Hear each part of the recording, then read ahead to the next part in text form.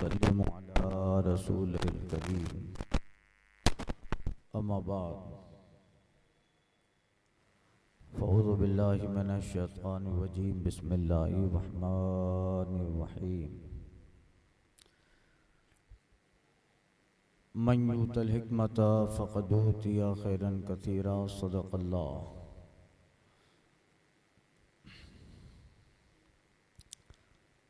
बारे शरीयत के तीसरे हिस्से में अज़ान के बयान और उसकी फ़जीलत के ताल्लुक़ से अहादीस का कल ज़िक्र किया।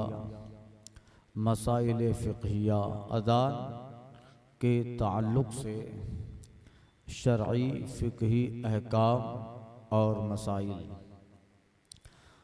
समाअत करें। अज़ान उर्फ़ शराब में एक ख़ास किस्म का ऐलान है जिसके लिए अल्फाज मुक़र्रर हैं। अल्फाज अज़ान ये हैं: अल्लाहु अकबर, अल्लाहु अकबर, अल्लाहु अकबर, अल्लाहु अकबर, अशहदु अल्ला इलाहा इल्लल्लाह, अशहदु अल्ला इलाहा इल्लल्लाह, अशहदु अन्ना मुहम्मदर रसूलुल्लाह, अशहदु अन्ना मुहम्मदर रसूलुल्लाह, हय्या अलस सलाह, हय्या अलस सलाह, हय्या अलल फलाह, हय्या अलल फलाह, अल्लाहु अकबर, अल्लाहु अकबर, ला इलाहा इल्लल्लाह। ये अल्फाज अज़ान है। मसला फ़र्ज़ पंजगाना के उन्हीं में जुमा भी है। जमात मुस्तहब्बा के साथ माइक खराब है बहुत। जमात मुस्तहब्बा के साथ मस्जिद में वक्त पर अदा किए जाए तो उनके लिए अज़ान सुन्नत मौक़दा है। जो हम नमाज पढ़ते हैं जमात से मस्जिदों में और जुमा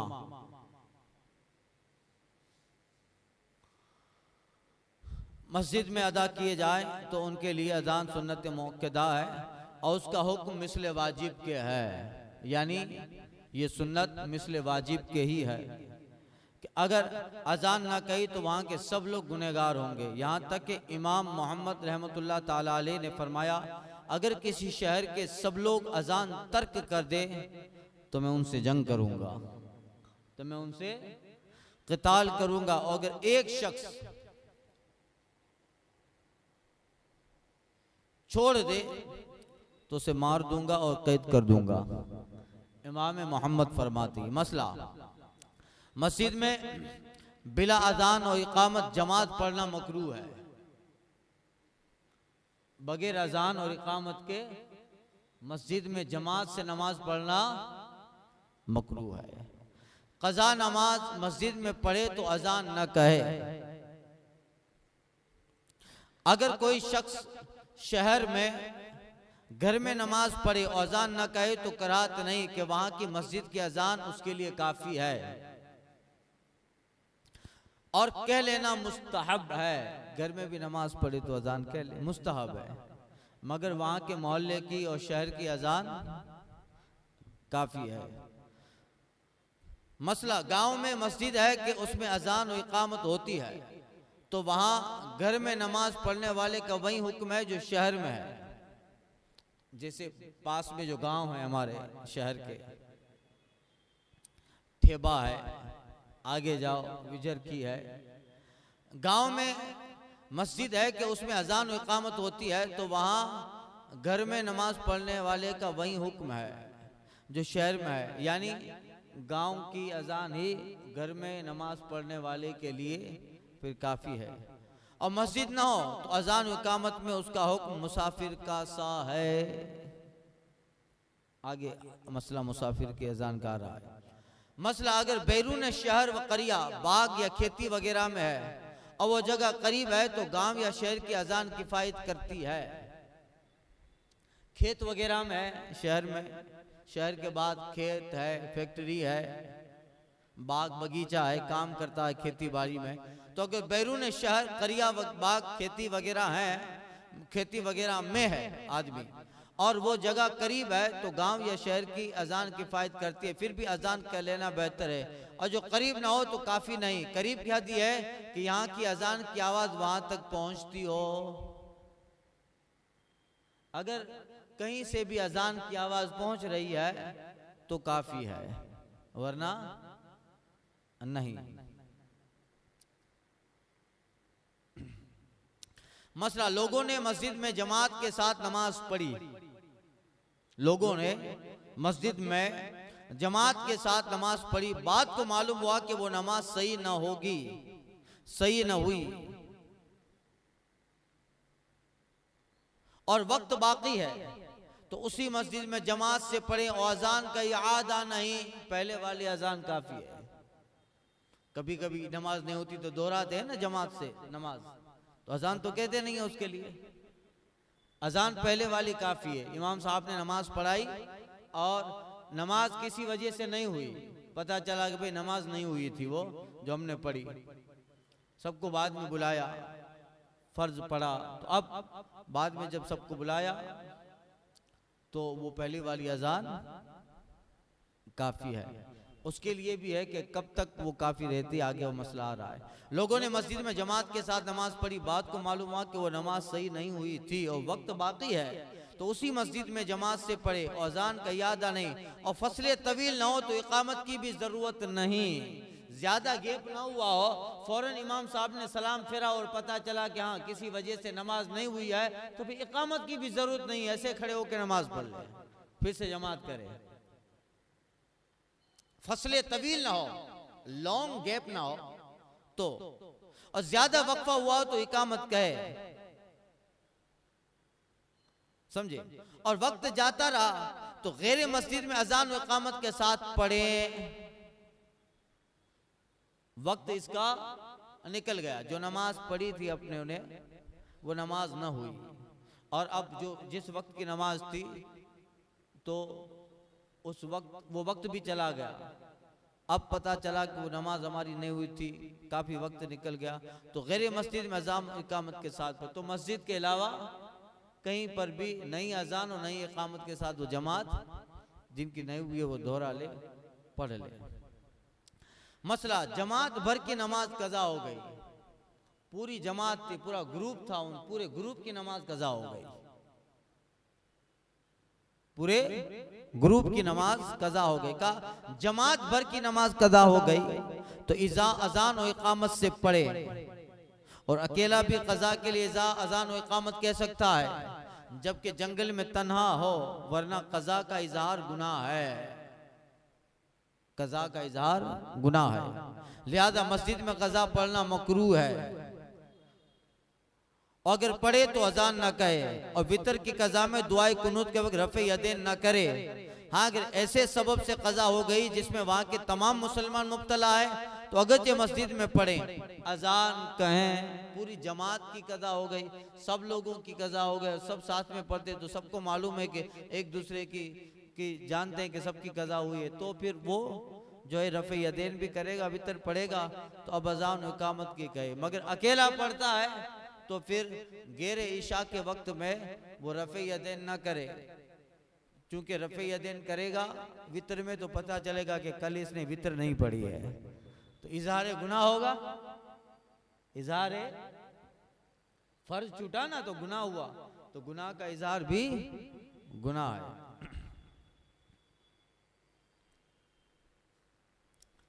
मसला, अहले जमात से चंद नमाजें कज़ा हुई तो पहली के लिए अजान और इकामत दोनों कहें, और बाकियों में इख्तियार है, खा दोनों कहें या सिर्फ इकामत पर इक्तिफा करें। अहले जमात से चंद नमाजें कज़ा हो गई, 5 वक्त की नमाज कज़ा हो गई और पूरा ग्रुप था, पूरी जमात थी, तो अगर अहले जमात से चंद नमाजें कज़ा हुई तो पहली के लिए अजान और इकामत दोनों कहें, बाकियों में इख्तियार है, खा दोनों कहें या सिर्फ इकामत पर इक्तिफा करें।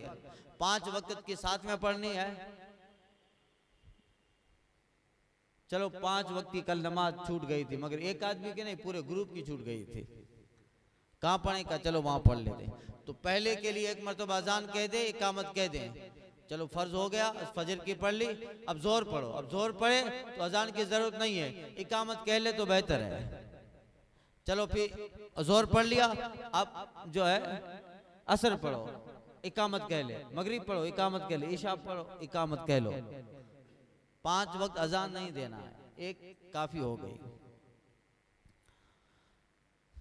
खा दोनों का या सिर्फ इकामत पे एक तरफ और दोनों कहना बेहतर है। उस सूरत में है कि एक मजलिस में वो सब पढ़ें, एक ही जगह पे सब पढ़ रहे हैं। और अगर मुख्तलिफ औकात में पढ़ें तो हर मजलिस में पहली के लिए अजान कहें। आज दोपहर को पढ़ ली जोर, फिर कल जब जोर का वक्त आया तो फिर असर की कज़ा पढ़ी जमात के साथ, फिर परसों पढ़ेंगे। तो अगर मुख्तलिफ वक्त में पढ़ रहा है गैप कर करके तो अजान कहेगा, इकामत भी कहे।